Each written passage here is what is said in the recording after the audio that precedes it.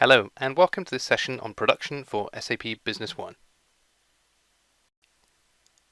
During this session, you will see the following: how SAP Business One handles production requirements, material requirement planning, MRP, production orders, bills of materials, and resources.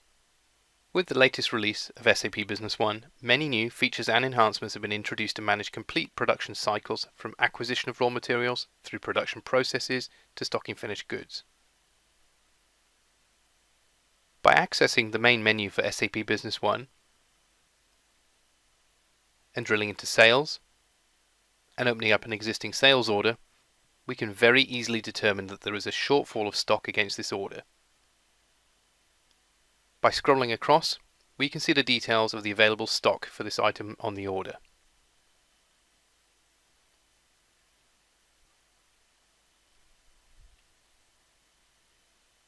By then drilling through on the item code, we can see the associated bill of materials and also drill into the item master record itself. By then clicking on the Inventory Data tab, we can see further details on the stock levels for this item.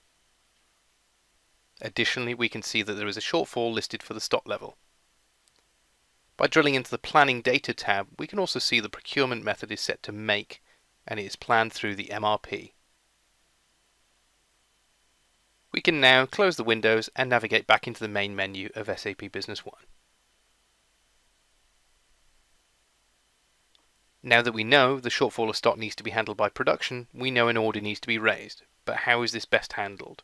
Well, we have a number of options available, and quite simply we could go to the production menu and manually create a new production order, as long as we have the authorization to do this. A manual production order is easily generated, pulling through the bill of materials linked to the item, and we just need to put in a due date for the production order to be completed. However, this may not be the best way of handling the requirement. With SAP Business One, the tools to easily understand requirements for production and then suggest production orders that can be created to fulfill those requirements are provided in the core solution. On the main menu, we can see an option called MRP. MRP stands for Material Requirement Planning. This module provides a number of tools that will look at stock levels, requirements, scenarios, and other factors to suggest documents that could be generated to replenish production or even purchasing requirements. In this example, we can see that one production item has been selected to run through the MRP wizard across multiple locations, with certain other factors included here which relate to sales documents, stock levels, and so on. In the results window, we can see that the MRP has generated recommendations for us to view. In order to view these recommendations, we simply navigate into the MRP menu, click on Order Recommendations, ensure that the details are correct, and then simply click on OK. The order recommendation window is launched. We can see that it has a production order listed for the item that has a shortfall in stock. By scrolling across, we can see details of how many are recommended to be ordered, how they are being produced, and also details of when the order needs to be fulfilled by. On the far left hand side, we can see a checkbox underneath the title Create. Simply just tick and then click on Update. This will then automatically create the production order required. A pop-up window will then tell us that the order has been created successfully. Click on OK, and we can close the windows.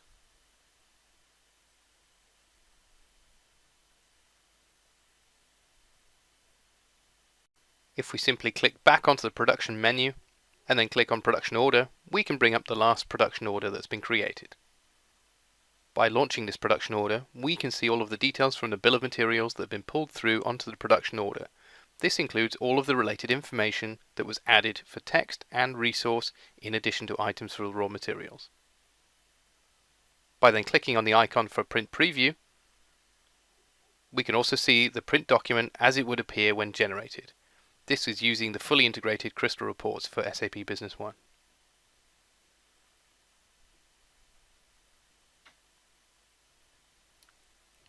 By clicking on the product number drill down through the orange arrow, we can navigate to the bill of materials associated with this product. Full details of all of the components, resources, and any labor used for production of the item are listed in detail here. If we're happy with the production order details, we can go to the status, drop down, choose release, and click on update. Additionally, we can also drill in to review some of the details of the components or resources by clicking on the orange arrow. This will take us through to the related master data record. Like other master data, the resources store details of all of the required information, for example capacity, where we can drill in to see further information around the availability or planning, where we can also factor this according to the number of resources that are available. By drilling through from the production order to the labour resource, we can assess further information relating to the available capacity, but also look at the planning data for labour resource. Additionally, in here, we can also see how many hours and how many people are available based on factors. For example, 8 hours per day with 2 people available. As with other areas of SAP Business One, production has its own reporting area associated with it. We can drill through, for example, into an open item list that will list all of the currently open production orders. At any point during this listing, we can use the orange arrows to simply drill into the transactional information for further details. For additional reporting requirements, the fully integrated Crystal reports can be used for this. This concludes the session on SAP Business One production. Many thanks for watching. I hope you found this useful.